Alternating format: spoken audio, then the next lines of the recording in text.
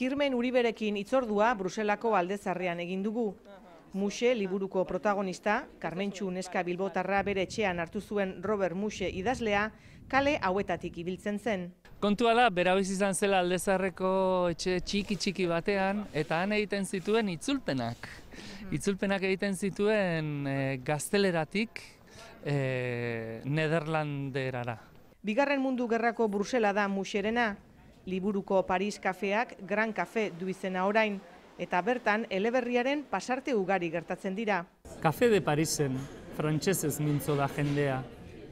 Lasai ari da solasean, naziak hortxe bertan ez baleude bezala. Kirmen Uribe pasaporta nazioarteko literatur jaialdian izan da, Bruselako jaialdirik garrantzitsuenetarikoa bere liburuaren itzulpena aurkezten.